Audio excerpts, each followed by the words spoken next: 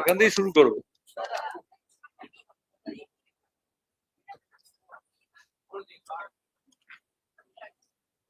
ধন্যবাদ, আপনাদের উৎসাহের জন্য ধন্যবাদ। একটু দেরি হলো তার জন্য দুঃখিত।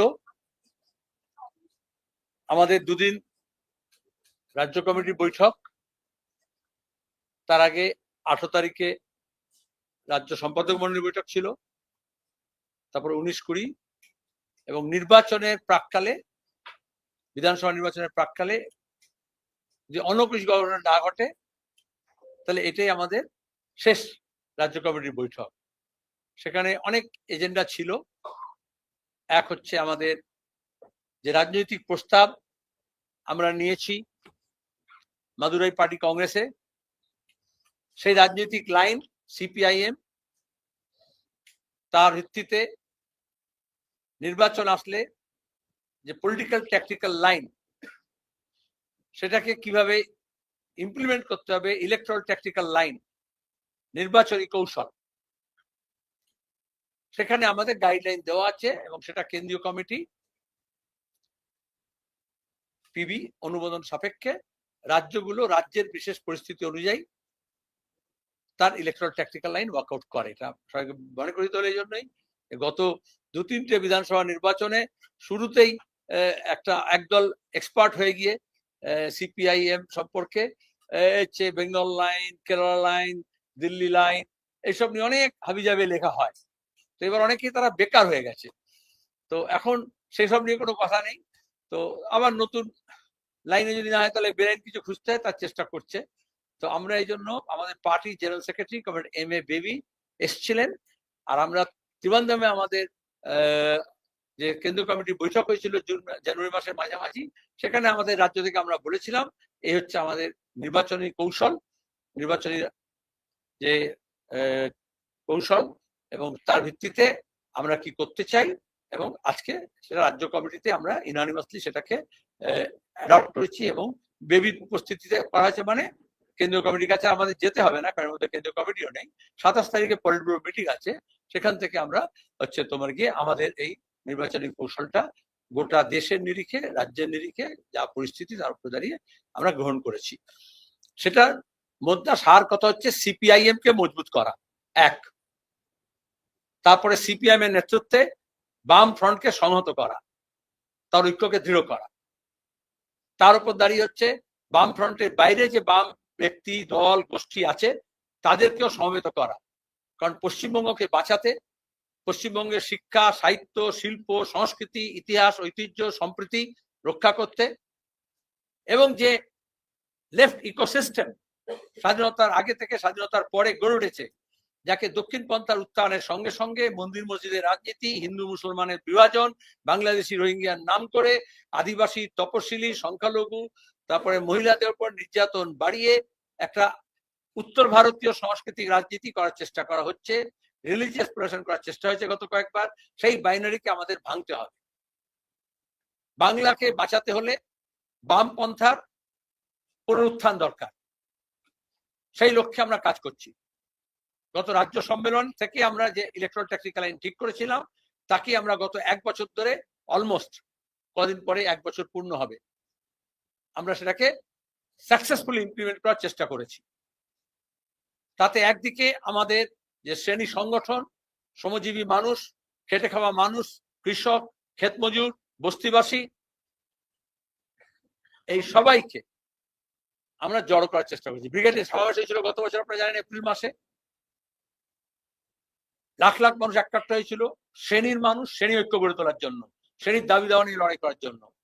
আর আজকে যখন আমরা মিটিং করছি, 12 তারিখে গোটা দেশে ইন্ডাস্ট্রিয়াল স্ট্রাইক, শিল্প ধর্মঘট, তার সঙ্গে অনেক জায়গায় ধর্মঘট পালন হয়েছে। আমাদের এখানে গ্রাম বাংলায় অনেক জায়গায় দোকানপাট বন্ধ করা হয়েছে, চাষাবাদ বন্ধ করা হয়েছে, এবং বিশাল সংখ্যক মানুষ বিরত কয়লা শিল্পে, জুট শিল্পে এবং অন্যান্য ক্ষেত্রে, চা বাগানে সাফল্যের সঙ্গে লক্ষ লক্ষ মানুষ যোগ দিয়েছেন। এগুলো বলতে হয় কারণ এদিকে ক্যামেরার ফোকাস যায় না, খেটে খাওয়া মানুষের দিকে নজর পড়ে না।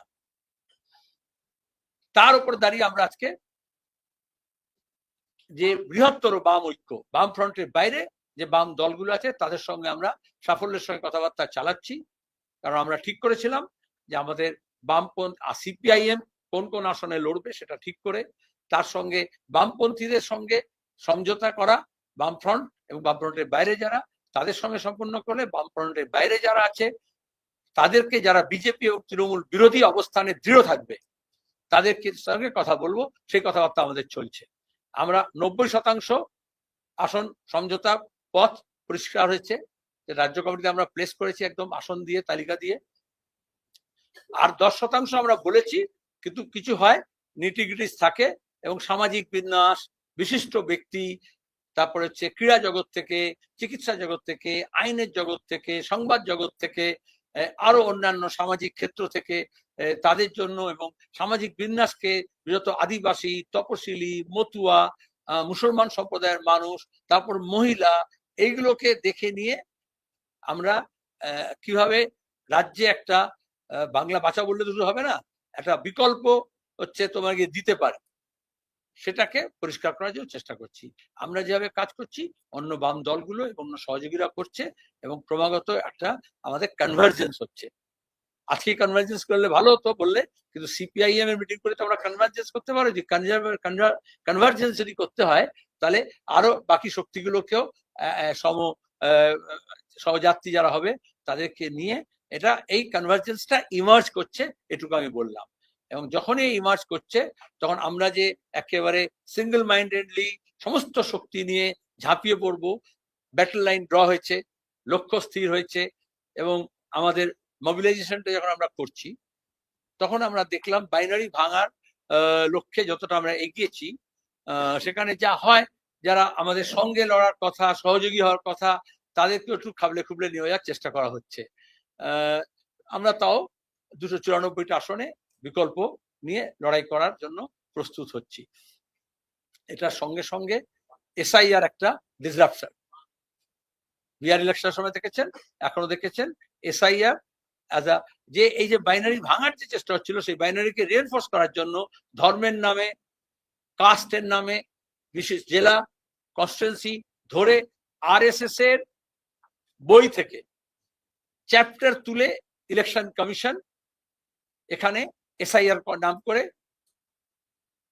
বিভাজনের রাজনীতিকে রিএনফোর্স করার চেষ্টা করেছেন। কারণ অন্য সবকিছু ফেল করেছিল। মানুষ, খেটে খাওয়া মানুষ, তার লড়াইয়ের কথা, তার না পাওয়ার যন্ত্রণা বেদনা, কাজ, শ্রম, মজুরি, চাকরি পার্মানেন্ট করা, শূন্য পদে নিয়োগ, নিয়োগ নিয়ে দুর্নীতি, কৃষি, কৃষি সরঞ্জাম, কৃষি সামগ্রী, তার বাজার সহজলভ্য করা এবং তার দাম পাওয়া উপযুক্ত, জমির প্রশ্ন, চা বাগানের হোক, বাঁধের হোক, চরের হোক, জলাশয়, নদী, সেগুলো বাঁচানোর প্রশ্ন হোক, সিভিক অ্যামেনিটিস, জল জমা থেকে আরম্ভ করে পরিবহন ব্যবস্থা যা ভেঙে পড়েছে, স্বাস্থ্য, শিক্ষার যা হাল হয়েছে, সেইগুলো নিয়ে রাজনীতি করতে চায়। এগুলো আপনাদের কেউ কেউ এডিট করে বার করে দিল। আমরা যখন বৈঠক সভা বা বাংলা ভাষা যাত্রা করলাম, গোটা রাজ্য জুড়ে রাজ্য কমিটিতে এটাই এসছে, মানুষ এইগুলো নিয়ে কথা বলছেন। তারা চাইছেন তার ছেলে মেয়ের কাজ হোক। আবার আমরা যে ডেটা পয়েন্ট পাচ্ছি তা নয়, আমরা যা পাচ্ছি তার ভিত্তিতে আমরা আন্দোলন সংগ্রামও স্থানীয়ভাবে গড়ে তুলছি। কোথাও আগে প্রেস কনফারেন্সে, কারণ বেবি বলেছিল খড়ি নদী, কোথাও জলঙ্গি নদী, কোথাও জলাশয়, কোথাও ইস্ট কলকাতার জলাভূমি, এসব নিয়ে ব্যাপক দুর্নীতি হচ্ছে, পলিউশন হচ্ছে, পরিবেশ নষ্ট হচ্ছে। একেবারে তিলাবনী পাহাড় এখানে যেরকম, আরাবলী পাহাড় সেরকম ওখানে, মোদি হোক আর দিদি হোক, তারা এসব লুটের সামগ্রী মনে করছে পরিবেশকে, সেটাকে বাঁচানোর জন্য আমাদের লড়াই হচ্ছে। মানুষ এটা নিয়ে চিন্তিত, যদিও মন্দির মসজিদ তাদের মধ্যে ইনজেক্ট করার চেষ্টা করা হচ্ছে বাইনারি তৈরি করার জন্য। লোকে এসব নিয়ে পরিশ্রান্ত হয়েছে, আগে বিভ্রান্ত হতো, এখন ক্লান্ত হয়েছে। সেই জন্য এই খেটে খাওয়া মানুষের দাবি দাওয়া নিয়ে আমরা এই লড়াইটাকে সংযোগ করতে পারছি। তখন এসআইআর নিয়ে 3 মাস একটা trauma. West Bengal is undergoing a traumatic phase. কারণ ওয়েস্ট বেঙ্গল বলছি অ্যাজ আ হোল, সেখানে রাজ্য সরকার বলো, কেন্দ্র সরকার বলো, ইলেকশন কমিশন বলো, সিইও বলো, কোর্ট বলো, যে রিলিফ দেওয়ার কথা মানুষকে, অলরেডি আমাদের একটা স্ট্রেস এবং স্ট্রেনের মধ্যে দিয়ে যাচ্ছি আমরা। রাজ্য সরকার, ব্লক অফিস, কোথাও কোনো কাজকর্ম হচ্ছে না, মানুষ কাজ করছে না, ম্যান্ডেট লস হচ্ছে, এনার্জি লস হচ্ছে ব্লক অফিসগুলোতে গিয়ে। প্রথমে হচ্ছে তোমার কি ম্যাপিং, তারপরে হচ্ছে তোমার গিয়ে নো ম্যাপিং যখন হলো, তারপরে হচ্ছে হিয়ারিং, নোটিশ, শুনানি প্রতিদিন বাড়ছে, ইলাস্টিকের মতো বাড়ানো হচ্ছে, টার্গেট ফিক্স করে বাড়ানো হচ্ছে, অ্যাসেম্বলি কনস্টিটিউন্সি ধরে বাড়ানো হচ্ছে। আর এটা করার সময় দেখা যাচ্ছে যে যখন অ্যাসেম্বলি গুলো দেখবে, তাতে যেমন মৃত মানুষ রাখা হয়, যেমন ভুয়ো ভোটার রাখা হয়, তেমনি ভোট বাদ দেওয়া হবে কাদেরকে, একেবারে কোথায় ভোটের কত পার্সেন্টেজ এদিক তেদিক করলে চলা যাবে ডেমোগ্রাফি অনুযায়ী। ওই যে মোদী বলেছে না ডেমোগ্রাফিক মিশন, তার একটা হচ্ছে ডেমোগ্রাফি অনুযায়ী, জনবিন্যাস অনুযায়ী এগুলো করার চেষ্টা করা হচ্ছে। আমরা প্রথম থেকে তার প্রতিবাদ করেছি, নির্বাচনে ভোটাধিকার রক্ষার জন্য লড়াই করেছি, ভোটাধিকার সহায়তা কেন্দ্র করেছি, এবং এখনো দাঁড়িয়ে যখন হিয়ারিং হচ্ছে সেখানে দাঁড়িয়ে এই সব মার প্যাচ সেটা আদালতে করা হয়েছে, ব্লক অফিসে করা হয়েছে, এইআর অফিসে করা হয়েছে, সিও অফিসে যাওয়া হচ্ছে। আগামীকালও সিও অফিসে আমরা একটা যাব। যারা করছেন এই কাজ, বিএলএ থেকে যারা হিয়ারিং এর কাজ করছেন, তারাও ট্রমাটাইজ। আর এদিকে দুই সরকার টানাটানি, বিজেপি তৃণমূলের রাজনৈতিক খেলা। তাদের নিজের কর্মচারীদের যাদেরকে যুক্ত করেছেন তাদেরও দেখেননি, ভোটারদেরও দেখেননি, পলিটিক্যাল পয়েন্ট স্কোর করার চেষ্টা করেছেন। আমরা ঠিক করেছি আগামী 27 তারিখে আমি নিজে, আমরা চিঠি দিয়েছি আরো প্রাক্তন এমপি দুজনকে নিয়ে আমরা ইসিআই কাছে যাব, কারণ 28 তারিখে বলেছে লিস্ট বার করবে। আজকে সুপ্রিম কোর্ট একটা দেখেছেন, আপনারা প্রশ্ন করবেন হয়তো, আগে আমি বাকিটা ডিটেলস এখন বলবো, কিন্তু কতটা অপদার্থ সরকার হলে, কেন্দ্র হোক বা রাজ্য হোক, কতটা অপদার্থ ইসিআই এবং সিও হলে, বলা হচ্ছে জুডিশিয়াল এতে এটা দেখা হবে, করা হবে, দরকার হলে জুডিশিয়াল অফিসিয়ালসকে এঙ্গেজ করা হবে। আমরা সবাই জানি ইলেকশন কমিশন, সিও অফিস, তারপরে স্টেট গভর্নমেন্টের যে স্ট্রাকচার, তার মধ্যে অনেক সময় সেন্ট্রাল গভর্নমেন্টের যে এমপ্লয়িজ তাদেরকে নিয়ে, স্টেট গভর্নমেন্টের নিয়ে এগুলো করায়, নতুন নাকি? কিন্তু যখন আমাদের সংবিধান ভাগ করে দিয়েছে লেজিসলেচার, জুডিশিয়ারি, এক্সিকিউটিভ, যে যার নিজের এলাকার কাজ করে না, তখন একের অপরের এলাকার মধ্যে হচ্ছে ওভারল্যাপ করার চেষ্টা করে। তাহলে লেজিসলেচার ফেল করলে এক্সিকিউটিভ খুব পাওয়ারফুল হয়ে যায়, এক্সিকিউটিভ ফেল করলে জুডিশিয়াল তার টেন্টাকলস বাড়ায়। এটা অতীতে অনেক ইতিহাস আছে, অনেক দেশের আছে, কিন্তু এটাতে কনস্টিটিউশনাল স্কিম অফ থিংসটা শ্যাটার্ড হয়ে যায়, সেপারেশন অফ পাওয়ারটা শ্যাটার্ড হয়ে যায়। তাহলে মমতা ব্যানার্জির নেতৃত্বের সরকার যেভাবে রাজ্য সরকার প্রশাসন পরিচালনা করছেন, ওই ভিডিও কনফারেন্স করে আর তোমাদের সবাইকে নেমন্তন্ন করে এয়ার কন্ডিশন হচ্ছে তোমার গিয়ে প্যাভিলিয়ন বানিয়ে লাইভ টেলিকাস্ট করে একে চমকে ওকে ধমকে ওকে SMS দিয়ে আর হচ্ছে তোমার গিয়ে প্রশাসনিক বৈঠক হচ্ছে, তাতে প্রশাসন চলে না। এই তো বোঝাচ্ছে সুপ্রিম কোর্ট বলছে ট্রাস্ট ডেফিসিট, তাই তো বলেছে আজকে ট্রাস্ট ডেফিসিট। আমরা কথা অনেক আগে থেকে বলছি, মানুষের ভরসা উঠে যাচ্ছে। রাইটার্স বিল্ডিং থেকে জ্যোতি বসু একটা কথা বলা মানে মুখ্যমন্ত্রী হিসেবে গোটা দেশের administration, political parties, political system এবং রাজ্যবাসী একটা ভরসা পেত, এরা বলা হয়েছে এটা করা হবে। আর আজকে নাটক করলেও, ছুটে বেড়ালেও, রং বেরঙের শাড়ি পরলেও, শাল পারলেও, আমরা 100 দিনের কাজের টাকা দিয়ে রেখেছি, রাজঘাট থেকে মন্ত্রীর দপ্তর পর্যন্ত দৌড়, লাইভ টেলিকাস্ট, কিন্তু দাঁড়িয়ে 100 দিনের কাজের টাকা আজ পর্যন্ত আসেনি। 100 দিনের কাজ হাইকোর্টের নির্দেশ হওয়া সত্ত্বেও চালু হয়নি। খবর হয়েছে, ফুটেজ হয়েছে, ভোট হয়েছে। একই জিনিস আমরা দেখেছি অভয়াকাণ্ডের সময়, এত আন্দোলন হলো, এত ডাক হলো, কিন্তু দাঁড়িয়ে একটা ন্যায় পাওয়া গেল না, জাস্টিস পাওয়া গেল না, তদন্ত করে সত্য উদ্ঘাটিত হলো না। এরকম অসংখ্য উদাহরণ দিতে পারি, আমি ডাইভার্স করতে চাইছি না, অনেকগুলো ইম্পর্টেন্ট ইস্যু আছে। তো এই যে জুডিশিয়াল ইন্টারভেনশন, এফেক্ট কি হবে পরের কথা, কিন্তু কজটা কি? তাহলে রাজ্য সরকার তার ব্যর্থতা মেনে নিক, সিও দপ্তর তার ব্যর্থতা মেনে নিক, ইসিআই তার ব্যর্থতা মেনে নিক। একটা এমনিতে বললো না, রুটিন কাজ, রেগুলার কাজ আগেও হয়েছে, এখনো হচ্ছে, কিন্তু সেটা করতে গিয়ে কিরকম পদে পদে আমাদের ট্রমা, আমাদেরকে হোঁচট। আমরা এখানে যখন জুডিশিয়াল আমরা গেছি রেমেডির জন্য, আমরা যেরকম অ্যাডমিনিস্ট্রেটিভ রেমেডির জন্য ব্লক অফিস থেকে সিও অফিস, ইসিআই পর্যন্ত যাচ্ছি, আমরা যেরকম জমায়েত করেছি, প্রতিবাদ করেছি, আরো হবে। আপনাদের মনে আছে আমরা বলেছিলাম কোন প্রকৃত ভোটারের যদি নাম বাদ যায় তাহলে জিনা হারাম করে দেওয়া হবে। সি অফিসের সামনে দাঁড়িয়ে জনসভায় বলা হয়েছিল বাম দলগুলোর সমাবেশে। আর পেছনের দরজা দিয়ে আমরা এনআরসি এনপিআর করতে দেব না, সবটাই হচ্ছে। আর তৃণমূলের বিজেপির নেতারা বলে দেবে যারা যেখান থেকে যে আসুক, যাই ধর্ম হোক, সবাইকে বাংলা ছাড়া করব, টার্গেট ফিক্স করে দেবে। আর ECI, CO, BDO, SDO, DM এর দপ্তর সে কাজটা করবে। আর অসহায় মানুষ, সেই অসহায় মানুষের কাছে যাদের ম্যাপিং হয়েছে, যাদের শুনানি হয়েছে, যাদের সব লোড হয়েছে, যাদের লিস্টের নাম থাকলেও তারাও, আর যাদের নাম নেই তারাও, এদেরকে ইন্টিগ্রেট করে আমরা এই আন্দোলন সংগ্রাম করব। তার জন্য প্রস্তুতি আমরা নিয়েছি আজকে আলোচনা। তারপর আমরা বাম ফ্রন্টের মধ্যে আলোচনা করব, বাম দলগুলো এবং সহযোগী দলগুলোকে বলবো একযোগে যেতে হবে। কিন্তু 1 তারিখে, যেহেতু 28 তারিখে বেরোবে, তারপরে একটা ছুটির দিন, তার এসব আছে। নাহলে আমরা আগে বলেছিলাম যেদিন সিও ঘোষণা করবে ইসিআই, সেই তারপরের দিন আমরা জমায়েত করবো। আমরা ছুটির মধ্যে করেছিলাম ছট পূজার সময়, প্রথমে আমরাই করেছিলাম, মনে আছে, জমায়েত করে এটা বলেছিলাম, বা রাজ্যবাসীকে হুঁশিয়ারি দিয়েছিলাম যে হচ্ছে হবে, আর ওদেরকে বলেছিলাম 1 তারিখে ছুটির দিন হলো কমরেড বুদ্ধদেব ভট্টাচার্যের জন্মদিন, 1 মার্চ। আজকে এই যে রাজ্যের ভয়াবহ দুর্দশা, এই যে রাজ্যের মানুষের স্বপ্ন ভঙ্গ, এই যে শিল্পায়ন হলো না, বেকার ছেলে মেয়েদের কাজ হলো না, বাংলার ভবিষ্যৎটাকে একেবারে কন্যা ভ্রূণ হত্যা করার মতো বিজেপি তৃণমূল মিলে ভ্রূণ হত্যা করেছে আমাদের শিল্প সম্ভাবনার। তারপরে মোদী মমতা সিঙ্গুরে গিয়ে অনেক নাটক করেছেন, আমরা সেই নাটকে যাইনি এবং লোকে বিশ্বাস করেনি।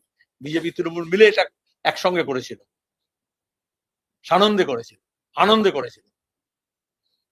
আমরা 1 তারিখ জন্মদিনে গোটা রাজ্য জুড়ে, আপনারা জানেন 17 তারিখ যেরকম জ্যোতি বসু প্রয়াণ দিবসে আমরা শপথ নিয়েছিলাম, অসভ্য বর্বর দলের বিরুদ্ধে লড়াইয়ের শপথ নিয়েছিলাম, সংবিধান রক্ষার শপথ নিয়েছিলাম, সাম্প্রদায়িকতাকে বিচ্ছিন্ন করার জন্য শপথ নিয়েছিলাম, সেরকম এই রাজ্যকে বাঁচানোর, এই রাজ্যের ভবিষ্যৎকে বাঁচানোর, এই রাজ্যের ভবিষ্যৎ প্রজন্মের প্রতি যে অঙ্গীকার বুদ্ধদেব ভট্টাচার্য করেছিলেন তাকে বাস্তবায়িত করার জন্য যে ভিশন তিনি দেখেছিলেন, সেটাকে আমরা নতুন করে আবার পুনরুত্থাপিত করব। বামপন্থা পুনরুত্থান মানে কি? কৃষি, শিল্প, শিক্ষা, সাহিত্য, সংস্কৃতি এবং আমাদের যে ঐতিহ্য, আমাদের যে নবজাগরণ, আমাদের যে স্বাধীনতা আন্দোলন, আমাদের যে লেফট ইকোসিস্টেম, সেটাকে পুনর্নির্মাণ করা। আর সেখানে আমরা পলিটিক্যাল যা হবে, অর্গানাইজেশন যা হবে, আমরা হচ্ছে শৈল্পিক, নান্দনিক, যেহেতু বুদ্ধদার কথা বলছি আমি, এবং তার সঙ্গে দাঁড়িয়ে কালচারাল রেসপন্স কি হবে সেজন্য আমরা পরিকল্পনা করছি। ওই দিন আমরা 1 মার্চ, এবং সেদিন আমরা ওই যখন জন্মদিনে উৎসব নয়, এসব যেমন জন্মদিন করে সব কেক ফেক কাটে, সেটা নয়। আমরা ঠিক করেছি যেমন Jyoti Basu centre for social studies and research হচ্ছে, সেরকম আমরা বুদ্ধদার নামে একটা কলকাতার বুকে, হার্ট অফ দ্য সিটিতে আমরা সাংস্কৃতিক কেন্দ্র গড়ে তুলব। কিন্তু ওই ভিত্তিপ্রস্তর স্থাপন, ঘোষণা, এসব কিচ্ছু না। এখন আমরা নির্বাচনের প্রস্তুতি নিচ্ছি, কিন্তু ওই দিন যে জমিতে হবে, যে জায়গায় হবে, সেই জায়গায় আমরা এই আর্টিফ্যাক্ট ইনস্টল করে যে ট্রমা বেঙ্গলের, ট্রমা যেটা আমাদের সবাইকে ফেস করতে হচ্ছে, the traumatic phase of these 3 months which Bengal has undergone along with some other states, আর এই যে অপদার্থতা, একেবারে পাহাড় প্রমাণ অপদার্থতা, সেইটাকে স্মরণীয় করে রাখতে হবে। যেমন আমাদের দাঙ্গা, যেমন আমাদের বন্যা, যেমন আমাদের প্রাকৃতিক বিপর্যয়, যেমন আমাদের দেশভাগ, যেমন আমাদের মন্বন্তর, দুর্ভিক্ষ, যেমন কোভিড, कोरोना, सब याद रखा जाएगा। কিছু ভুলে গেলে চলে। ইতিহাসে এগুলো বাংলার বিভিন্ন বাঁক এবং মোড়, সেই একইভাবে এটার সাক্ষ্য বহন করবে।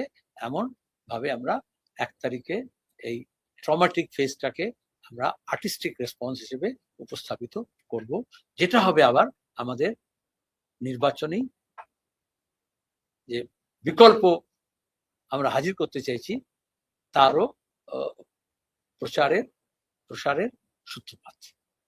বৌদ্ধতাকে তার কথা সামনে রেখে এ লড়াই লড়তে হবে, এ লড়াই জিততে হবে।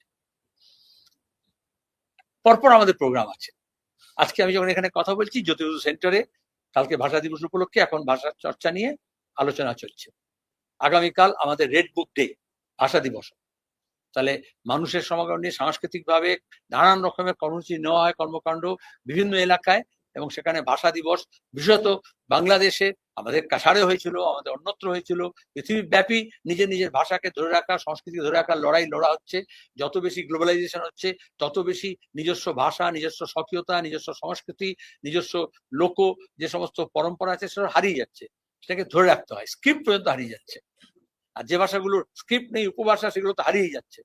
সেখানে একটা ভাষার নামে আন্দোলন হলো, সংগ্রাম হলো, এবং পাকিস্তানকে হারিয়ে দিয়ে, খান সেনাকে পরাজিত করে, এক নদী রক্ত দিয়ে হচ্ছে একটা দেশ জন্মালো।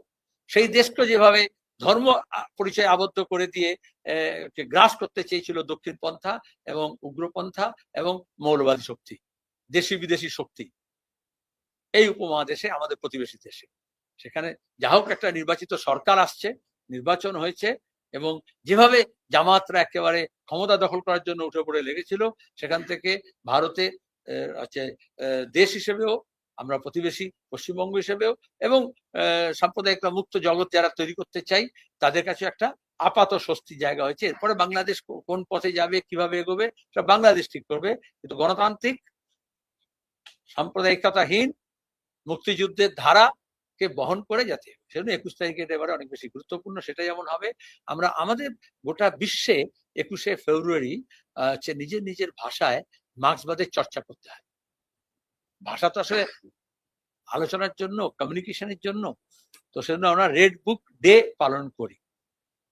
এবং ভেনেজুয়েলা থেকে এই বাংলাদেশ পর্যন্ত, এবং আমাদের পশ্চিমবঙ্গ, আমাদের দেশেও যে সাম্রাজ্যবাদী যে দখলদারি, ট্রাম্প, তারিফ, তারপরে তো এফস্টাইন ফাইল থেকে দেখেছেন যেভাবে ব্ল্যাকমেল করা হচ্ছে বাজার দখল করার জন্য বিভিন্ন প্রশাসনকে।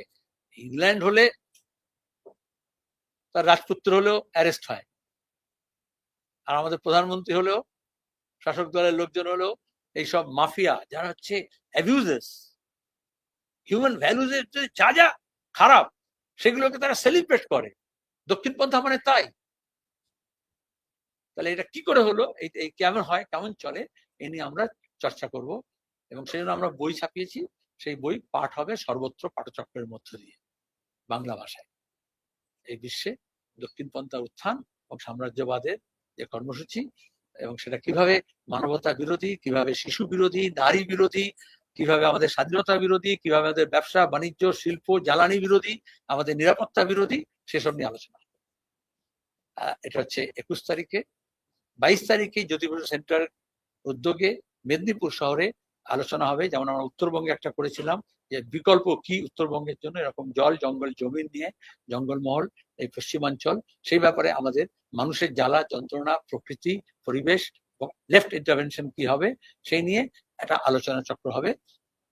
সেখান থেকে যা বেরিয়ে আসবে, আমরা এখন যেটা ইলেকশন ম্যানিফেস্টো করার লক্ষ্যে এগোচ্ছি, সেখানে মানুষের কথা চাইছি। এখানে আগামী গতবার আমরা বিবেকে দিয়ে আহ্বান জানিয়েছিলাম, কয়েক হাজার মতামত এসছে, আরো আসছে, সেগুলোকে আমরা ইন্টিগ্রেট করছি এবং আমরা ম্যানিফেস্টো তৈরি করব। এই ম্যানিফেস্টো যেমন রাজ্যের জন্য হবে, সেরকম রিজিয়নাল হবে, এবং সেরকম অ্যাসেম্বলি ভিত্তিক হবে, এটা সিদ্ধান্ত হয়েছে। সব বলি না আমরা আগে, এখন অন্যরা স্লোগান চুরি করে নেয়, যারা পুকুর চুরি করতো কথা চুরি করে নেয়, লোক চুরি করে নেয়। হ্যাঁ, তো তারা হচ্ছে তোমার গিয়ে, যে ওরা হিন্দিতে আমি শুনতাম अपहरण কাণ্ড, বিহারে হতো। দেখবে তো এরকম আমি পরপর বললাম, আর অনেক প্রোগ্রাম থাকবে প্রতিদিন, সেটা কিন্তু আমাদের এই বৈঠক চলবে। কয়েক হাজার হয়েছে, আরো কয়েক হাজার হবে। আমরা মানুষের কাছে যাব, সেখান থেকে যে দাবি দেওয়া আসছে সেগুলোকে নিয়ে আমরা স্থানীয়ভাবে গ্রাস রুট লেভেল স্ট্র্যাটেজি আমরা আন্দোলন সংগ্রাম করছি। আর আসন সমঝোতার কাজ হচ্ছে, তার উপর দাঁড়িয়ে আমরা এগুলো সব সিদ্ধান্ত গ্রহণ করেছি। এই সিদ্ধান্তের পাশাপাশি আমরা করেছি বামফ্রন্টের বৈঠক করে যত দ্রুত সম্ভব আমাদের আসন সমঝোতা আমরা পাকা করব, এবং এ মাসের মধ্যেই আমাদের প্রার্থী তালিকা প্রস্তুত করব। একজন করে বললে ভালো হবে, আর যে মাইক ব্যবহার তারটাই শুনবো, নাহলে শুনবো না। আপনারা এখানে বলতে ভিড় হয়েছে অনেক। বলো, দাঁড়িয়ে বলো, তাহলে লোকে শুনবে।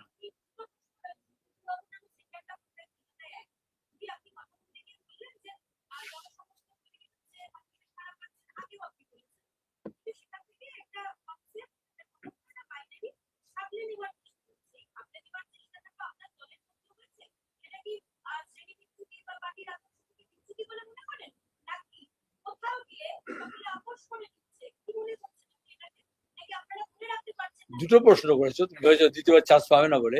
প্রথম প্রশ্নটা আলাদা, দ্বিতীয় প্রশ্নটা আলাদা। প্রথম প্রশ্নটা হচ্ছে খুব সহজ, উত্তরটা খুব সহজ। সেটা হচ্ছে এখান থেকে ঢিল ছোড়া দূরত্বে করবো, বড় রাস্তার উপরে করবো।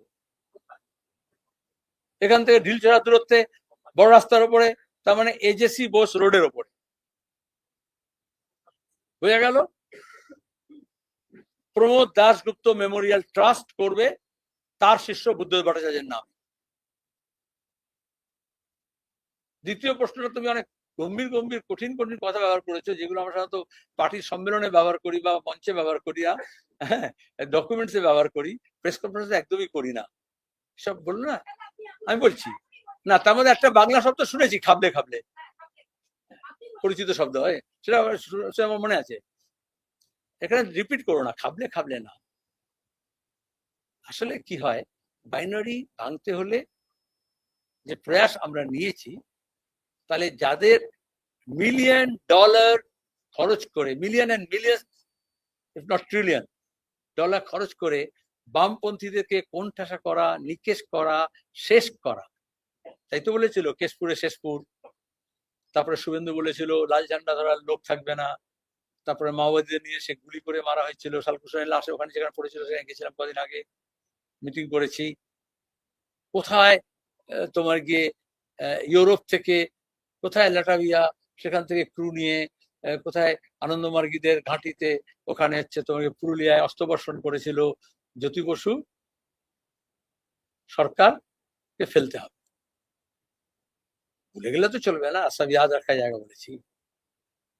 সাম্রাজ্যবাদী শক্তি, যখন তুমি বলেছো আমি ভারী কথাই বলি, মন পছন্দ সরকার না হলে এয়ারফোর্সকে ব্যবহার করে মাদুরে এবং তার বউকে তুলে নিয়ে চলে যায়। অপহরণ না, কেউ অপহরণ লেখে দিয়ে, এটা খাবলে নেওয়া নয়, তেল সম্পদকে খাবলে নেওয়া। মনোপুত না হলে মুসলিম ফান্ডামেন্টালিস্টদের ব্যবহার করে কমিউনিস্ট বিদ্বেষ থেকে নাজিবুল্লাহকে প্রতিবেশী দেশে ইউএন ঘাঁটি থেকে তুলে নিয়ে গিয়ে ট্রেনে ঝুলিয়ে ফাঁসি দেয় কমিউনিস্ট বিদ্বেষ। সেখানে দাঁড়িয়ে তার মানে যে কোনো জায়গায় লঙ্কাকাণ্ড বাঁধতে পারে। আর তারপর হলো বামপন্থী দুর্বল হয়ে গেছে, বামপন্থী নেই, শূন্য হয়ে গেছে, কেউ নেই, সিপিএম নেই, তোমরা বলতে সব বৃদ্ধতন্ত্র। আমরা বাংলা ভাষা যাত্রা করে দেখালাম নতুন প্রজন্মের কোন নেতা নেত্রী বিজেপি তৃণমূলের কাছে নেই, যা আছে ভাড়া করা, কেনা, নাহলে দলবদল করা।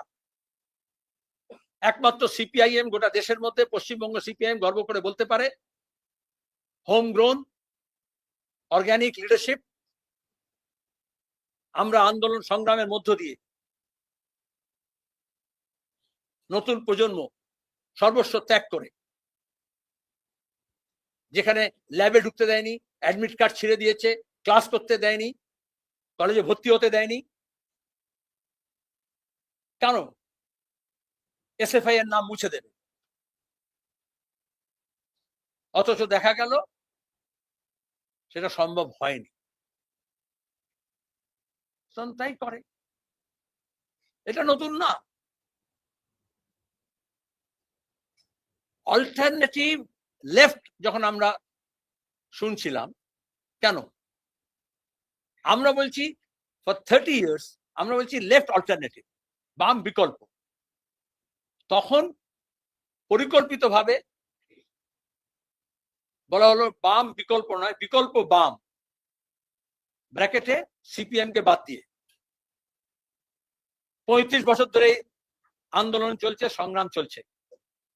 এই বাংলার বুকে,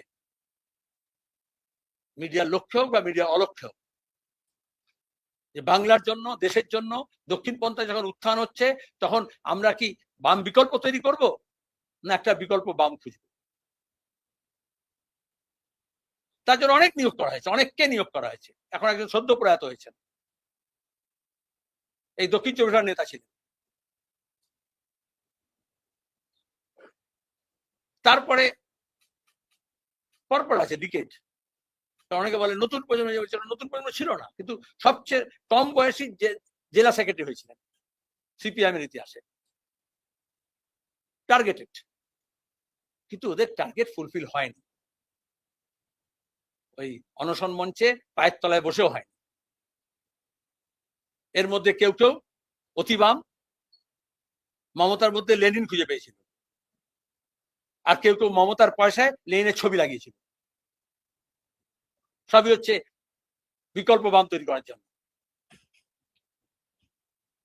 All efforts have fallen flat. All efforts or ill-designed efforts have fallen flat.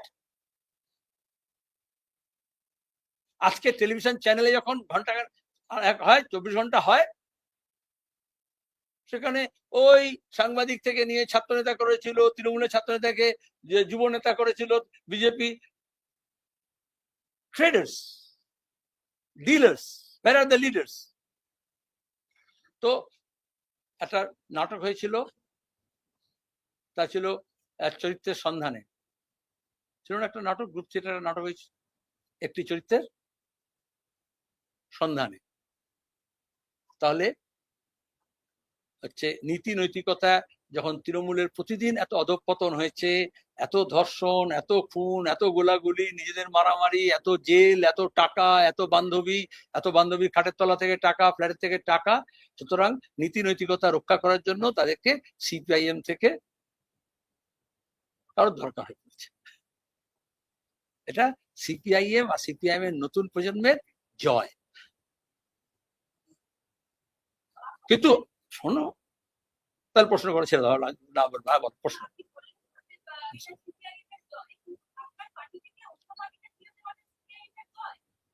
তুমি সাংবাদিক কে অন্য পার্টিতে গেছে, নাম বলো তো, আমি জানি না কোন পার্টিতে গেছে, বলো তো কোন পার্টিতে গেছে। আমি যে আপনার পার্টি, তুমি না প্রতিকূল পরে বলে, তুমি আপনার পার্টি থেকে অন্য পার্টিতে গেছে, আমি বললাম কোন পার্টিতে কে গেছে, আমিও প্রশ্ন করেছি। শোনাই তো যাচ্ছে, সেখানে একটা আমি শুনলাম, তারই মুখ থেকে শুনলাম যে সে বলছে কান নিয়ে গেছে, তুমি কানের দিকে তাকাও না কাকের দিকে তাকাবে। I just quoted. আমি চাইছিলাম এরকম নাম আসুক, তাই বললাম রতনের রতন ছেলে।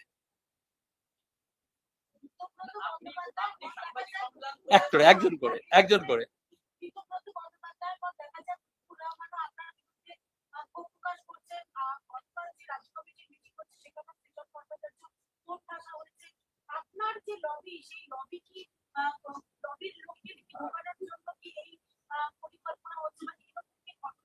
পার্লামেন্টে, আমি তো দীর্ঘদিন ছিলাম রাজ্যসভা এবং লোকসভায়, আমাদের সাথে বলা হতো পার্লামেন্টে না লবি আছে। লবি মানে জানতো, মানে হাউসের বাইরে একটা করিডোর থাকে, কিন্তু পার্লামেন্টের রুলসে লেখা আছে lobbying is not allowed in Indian parliament system. USA আছে, ইউএস কংগ্রেসের লবিং সিস্টেম আছে, কিন্তু ভারতীয় গণতন্ত্রে, ভারতীয় সংসদীয় গণতন্ত্রে, ভারতীয় সংসদে আইন করে রুলসে লেখা আছে লবিস্ট বা লবিং অ্যালাউড নয়। আর আমাদের যে পার্টি অফিস দেখছো, রাজ্য কমিটির কথা বললে, আমাদের কোনো লবি নেই। সোজাসুজি তোমরা সিঁড়িতে ওঠো এবং হলে ঢুকে যাও। যেখানে লবি আছে সেখানে লবিং অ্যালাউড নয়, আর যেখানে লবি নেই সেখানে তুমি আবিষ্কার করছো। I feel sorry for you. বললেন যে দুদিনের যে বইটা হয়েছে তার প্রথম কথা বললেন সিপিআইএম কে শক্তিশালী করা, যে প্রতিকূলের মতো ছেলেরা যদি মোহাম্মদ সেলিমকে রাজ্য সম্পাদককে বলে যে আমরা যদি প্রশ্ন করি, আমাদের বিরুদ্ধে ষড়যন্ত্র করা হয়, তাহলে সিপিআইএম কি শক্তিশালী হবে না? এই প্রশ্নের যে ষড়যন্ত্র আমি কি জানবো, বলো।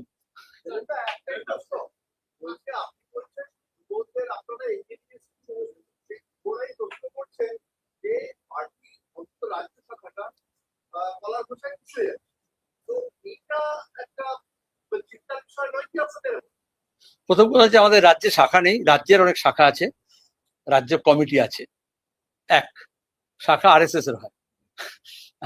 আমাদের হচ্ছে তোমার গিয়ে একটা মনোলিথিক পার্টি, এবং তার হচ্ছে কেন্দ্রীয় কমিটি আছে, তারপর পলিট ব্যুরো আছে, তারপর রাজ্য কমিটি আছে। তো সব বেসিকটা শিখিয়ে দিচ্ছে আর কি। রাজ্য কমিটি আছে, জেলা কমিটি আছে, তারপরে এরিয়া কমিটি আছে, তারপরে ব্রাঞ্চ আছে, ঠিক আছে, তাকে শাখা বলি আমরা। কিন্তু শরৎচন্দ্র চট্টোপাধ্যায়ের গৃহদাহ একটা উপন্যাস ছিল, সেই উপন্যাসে সাম্প্রদায়িকতা বিরোধী, এবং এই যে এখন নেত্রদান নিয়ে যেরকম হলো হইচই, এই যে ডাইনি ডাইনি সন্দেহে যেভাবে পিটিয়ে মারা হচ্ছে, মানে দক্ষিণপন্থা উত্থান মানে তো এই সমস্ত অবসকিউরিটিস আইডিয়া, কুসংস্কার, সেগুলো ফেরত আসা। তো শরৎচন্দ্র চট্টোপাধ্যায় প্রোটাগনিস্ট হিসেবে যে উপন্যাসে বলছেন, তোমরা সবাই পড়েছো, 150 বছর শরৎচন্দ্র এখন, যে ওই ছোঁয়াছুতের ব্যাপার আছে, রান্নাঘর খাওয়া ছোঁয়া। তখন রাইটার প্রোটাগনিস্ট হিসেবে মেয়েটাকে বলছেন যে ধর্ম কি হাতের চুড়ির মতো ঠুনকো, যে একটু আগাতেই ভেঙে যাবে? তাহলে সিপিআইএম যদি শুভেন্দু মমতার ভাড়া করা মাওবাদীদের ল্যান্ডমাইন দিয়ে শেষ না হয়, স্টেন গান দিয়ে শেষ না হয়, এবং যাদের নাম বলছো সব তাবর তাবর নেতা দল ত্যাগ করলেও সিপিএম যদি শেষ না হয়, তোমরা কি মনে করছো কয়েকটা ইন্টারভিউ, কয়েকটা স্ক্রিপ্ট, আমি ইনস্ক্রিপ্টের কথা বলছি না, কয়েকটা পেশাদার সংস্থা যার ফাইল নিয়ে মমতা ছোটাছুটি করেন, দৌড়াজড়ি করেন, তাদের তৈরি করা স্ক্রিপ্টে সিপিএম হেরে যাবে? আর সিপিআইএম এর যৌবনের শক্তি, তরুণ প্রজন্ম, তারা হেরে যাবে। পিছলে পরে কলা খোসার কথা বললে বলে, কলা খোসার এই জন্য রাস্তায় পড়ে থাকলে তুলে নিতে হয়। যেমন কালকে আমি একটা জায়গায় যাচ্ছিলাম, কিন্তু যখন উঠতে গেলাম পাথরের একদম সান বাঁধানো জায়গা, সেখানে একটা কলা খোসা কোপে রেখে দিচ্ছে, আমি গাড়িতে তুলে রাখলাম এবং আমার চালককে বললাম যেখানে ডাস্টবিন দেখবি এটাকে ফেলে দিবি। তারপর যখন আমি আবার সেখানে, কালকে না পরশু দিন, আমি যখন সেখানে আবার উঠলাম, তখন যেরকম মিডিয়া, আমি সাথে করে তোমার সবার জন্য আজকে অনেক মিডিয়া আছে বলে বুম বাড়িয়ে দিয়ে বলে, এক মোহাম্মদ সেলিম বুম বাড়িয়ে দিলেই কথা বলে না, প্রেস কনফারেন্স করে ডেকে বলে। দুই, আমি বললাম যে এরকম আমি বামফ্রন্টের মিটিং আছে, আমি তার মধ্যে একটুক্ষণের জন্য এসেছিলাম, আমি চলে যাচ্ছি, সুতরাং আমার তাড়া আছে, তুই দেখো এই তোমার কি, আমি ড্রাইভারকে বলছিলাম যে খোসাটা ফেলে দিতে, কিন্তু কোথাও ফেলেনি, তোমার সবার জন্য আমি তো বলতে পারি না। তারপরে মিডিয়াকে সরিয়ে দিল, জানলার কাছে ভিড় করে বুম দেখেছি, অনেক মিডিয়া আনলাম, তোমার সরাসরি এটাকে ফেলতে হবে, আমাকে কাউকে বলতে হবে, ভলেন্টিয়ার ছিল ওখানকার ছাত্র, এগুলো ফেলতে হবে। তো কেউ কেউ লিখলো যে মোহাম্মদ সেলিম কলা দেখেছে, না কলা দেখেনি, কলা খোসা ফেলতে গেছি। আর সেটা আমি কোনো জার্নালিস্টকে বলতে পারি না যেটা আমি ফেলে দে, আমি কোনো ভলেন্টিয়ারকে দেখছিলাম যারা গাড়ি তুলতে এসেছিল আমাকে, আর ড্রাইভারকে বকছিলাম, যেটাকে ফেলতে বললাম সিটে রেখে দিয়ে গেলাম, তুই ফেললে না। শোনো, আরে উত্তরটা তো হয়নি।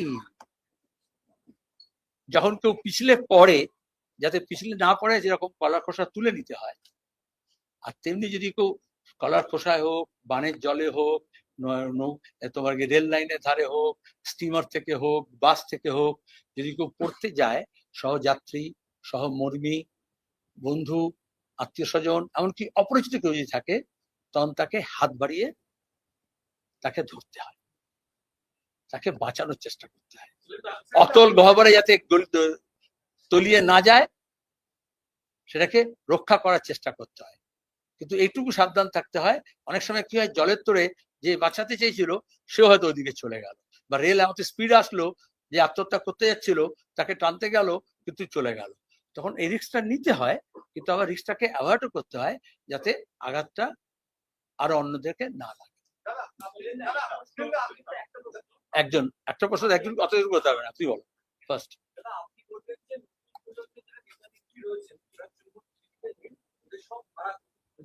তিন রকম বলেছি, ভাড়া করা, দল বদল করে নিয়ে আসা, বা কোচিং করে।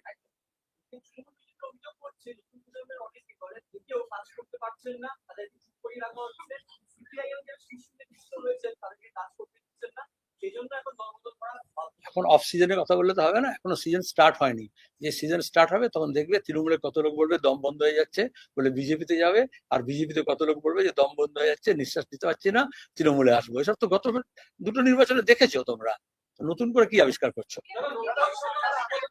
হ্যাঁ, বলো।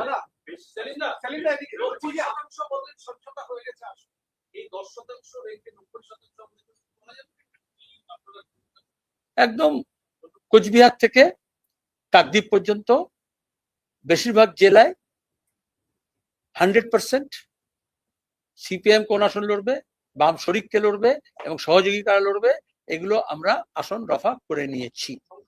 এক, তার মধ্যে কয়েকটা জেলা আছে, কয়েকটা আসন আছে 10% এই জন্য বলেছি, 8% হতে পারে, 7% হতে পারে, প্রত্যেক মুহূর্তে একটা করে। এই স্টেট কমিটি মিটিং করলাম তো অনেকগুলো রিজলভ হয়ে গেল আমাদের দিক থেকে যেগুলো ছিল।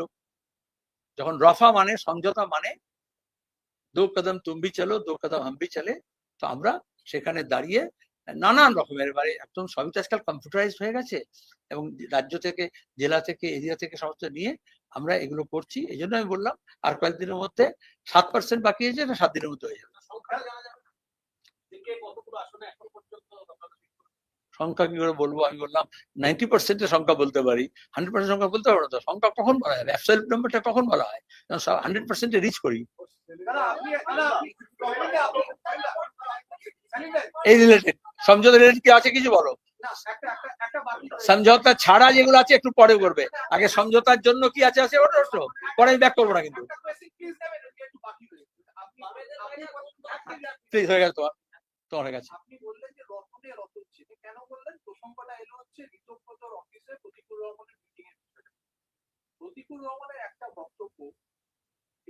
আমি এখানে শুনানিতে বসিনি। For your kind information, please. Normally, you don't attend my press conference, so I don't know you. First of your channel or your newspaper you are representing. One.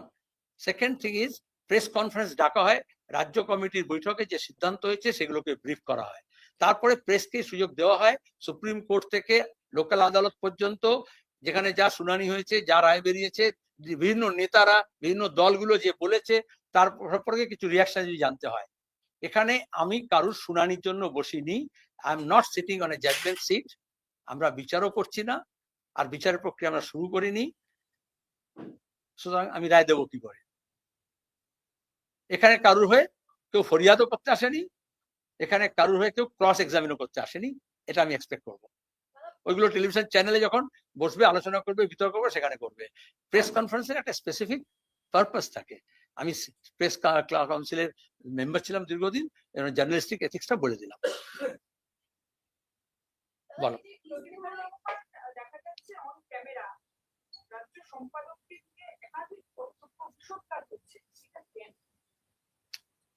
তাকে প্রশ্ন করলে বেশি হবে। যদি বলো, এই যে আজকে তোমরা ওর যে ব্র্যান্ড ভ্যালুটা, সেটা আমাকে বা সিপিআইএম কে কোয়েশ্চেন করছে বলি, উল্টোটাও তোমার প্রশ্নটা থেকে আমি উত্তরটা পেলাম।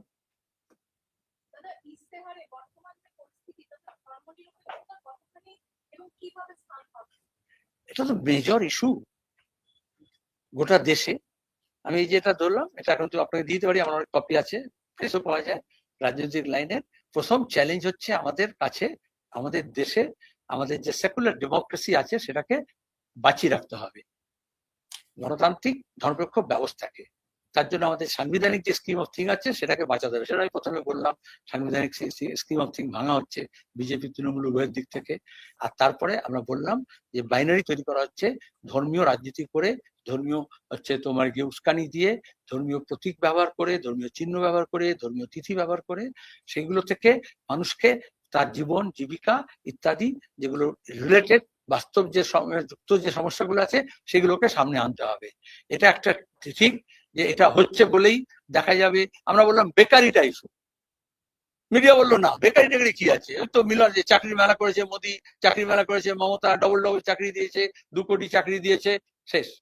তারপরে যুবশ্রী করেছে, তারপরে ইটস অ্যাডমিশন, মমতার অ্যাডমিশন, তৃণমূল সরকারের অ্যাডমিশন, কেন্দ্র সরকারের অ্যাডমিশন, যে বেকারি সমস্যা সমাধান হয়নি, বেকারি বেড়েছে, পার্মানেন্ট জব, সিকিউর জব নেই, গভর্নমেন্ট জব নেই, private sector job, permanent job নেই, কন্ট্রাকচুয়াল হচ্ছে, ন্যূনতম মজুরি হচ্ছে না। সেই জন্যই তো যুবশ্রী প্রকল্প করেছিল, কিন্তু ওটা ফেল করেছে। তারপরে এখন বলছে যুবসাথী। যদি ডবল চাকরি হয়ে যায় তাহলে তো আর যুবসাথী প্রকল্প করতে হয় না, তাহলে তো বেকার ভাতা দেওয়া হবে বলে লাইন দেওয়া হয় না। বেকার ভাতা আমরা চালু করেছিলাম, তারপরে আমরা সেলফ এমপ্লয়মেন্ট স্কিমে চলে গেলাম, সেটাকে সিড মানি করে দিলাম বেকার ভাতাকে। এবং আমরা জানি, আমি নিজে সে দপ্তরের মন্ত্রী ছিলাম, তারপরে সেলফ এমপ্লয়মেন্টের জন্য ব্যাপক একটা উদ্যোগ গড়ে উঠেছিল, স্বনির্ভর কর্মসূচি হয়েছিল, মেয়েদের স্বনির্ভর গোষ্ঠী হয়েছিল। এটা যত প্রশ্ন করবে আমি আমার তত ইলেকশন ম্যানিফেস্টো বলতে আরম্ভ করে দেবো। তাহলে এই অ্যাডমিশনটা তো ওদের ফেলিওর। ধর্মকতার ব্যাপারে এটাই হয়েছে, যখন ওরা বুঝেছে যে মন্দির মসজিদ, ওই কি বলে রাম মন্দির, তারপরে হচ্ছে যে দীঘায় জগন্নাথ মন্দির, তারপরে হচ্ছে দুর্গাঙ্গন, তারপরে হচ্ছে মহাকাল মন্দির, এইসব করেও চিড়ে ভিজছে না, ঠিক আছে? তখন চিড়ে ভেজার জন্য বাম সমুদ্র থেকে এক কৌটো জল ঢুকিয়ে তুলেছে। হ্যাঁ বলো, সরি আমি একবার দিকে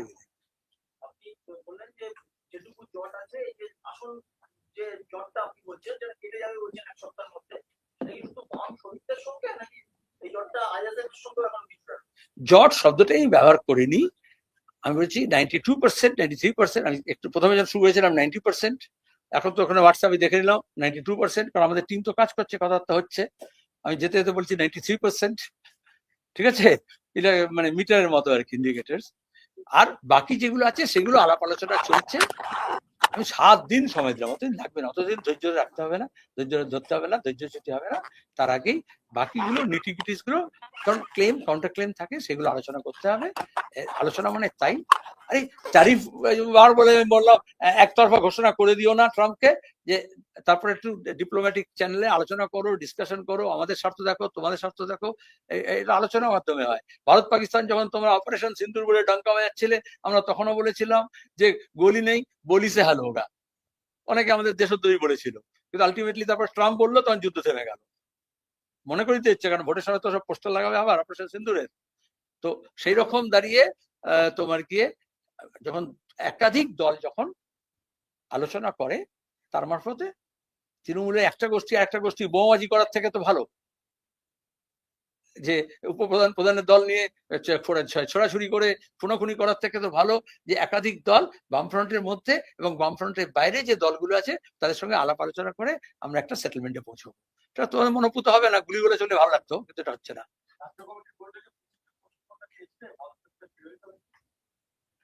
প্রসঙ্গ সেভাবে আসেনি, কিন্তু আমি উত্থাপন করেছি, কারণ রাজ্য সম্পাদক হিসেবে উত্থাপন করতে হয়। যা যা ইস্যুস অ্যাট হ্যান্ড আসে, সেটা আমাদের নিয়ম হচ্ছে, তোমরা তো আগের দিন থেকে সব লিখে দিতে পারলে, কিন্তু হয়নি। শেষ দিনে আমাকেই কতগুলো ডিসিপ্লিনারি কোয়েশ্চেনটা লাস্টে আসে, আমাদের এজেন্ডায় থাকে।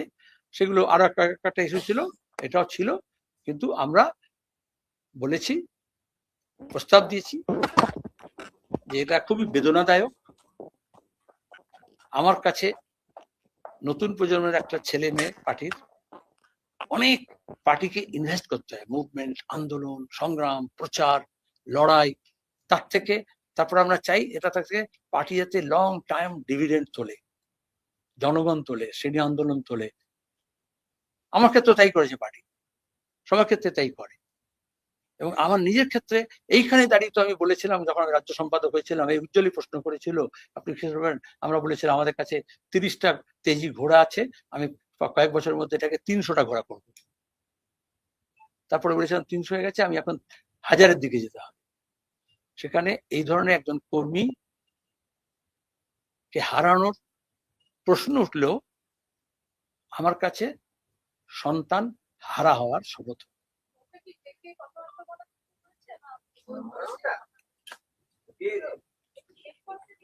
বলো কি প্রশ্ন আছে? আমি আমার কাছে বললাম, আমার ফিলিংসটা বললাম, সন্তান হারালে একজন লোকের যেরকম ফিলিংস হয়, আমি যখন আমার রাজ্য কমিটিতে উত্থাপন করেছি, আমার সেই ফিলিংস হয়েছে। তারপরে তোমার বলে তারপরে কি হলো, তো মাঝখানে প্রশ্ন করে দিল। যখন এরকম কিছু হয়, অনেক সময় তো তোমার মাঝে মাঝে কাগজে খবর টবরে দেখো, এরকম যখন কোনো ঘটনা ঘটেও যায়, মা সন্তানকে, সন্তান মায়ের মৃতদেহ আগলে রেখে দেয়। সায়েন্টিফিক না এটা, কিন্তু আমরা এটাকে আমাদের পার্টিতে গত 1.5-2 মাস থেকে কয়েকটা অভিযোগ আসে। আমরা সাধারণত অভিযোগ আসলে আমাদের একটা নিজস্ব টিম থাকে, সেখানে পাঠিয়ে দিই, বা যদি আরো জেলা থাকলে জেলাতে পাঠিয়ে দিই, ওপরে থাকলে উচ্চ পদাধিকার কমিটিতে পাঠিয়ে দিই, আইসি সংক্রান্ত হলে ইন্টারনাল কমিটিতে পাঠিয়ে দিই। কিন্তু এটা যে মুহূর্তে পেলাম, আমাদের সেক্রেটারিয়েটে আমরা সিদ্ধান্ত করলাম এটাকে লেট মি হ্যান্ডেল ইট। এত সব আসছে কারণ I took the responsibility, let me try and handle ইট। কিন্তু তারপর থেকে আগে তো এই যে বললো ডেকেছেন কি, বলেছেন কি, শুনেছেন কি, তো তাকে তো তার থেকে আমাকে তো রেসপন্স নিতে হবে কি বটে, কিন্তু তখন থেকে কন্ট্যাক্ট লুজ হয়ে যায়।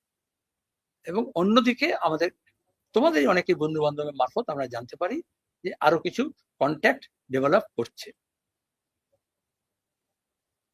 তখন আমাদের পার্টির প্রক্রিয়া অনুযায়ী, গঠনতন্ত্র অনুযায়ী আমাদের নিজস্ব পদ্ধতিতে কিছু সিদ্ধান্ত গ্রহণ করতে হয়। যখন সিদ্ধান্ত হবে আপনাদের জানিয়ে দেব। ধন্যবাদ। যথেষ্ট।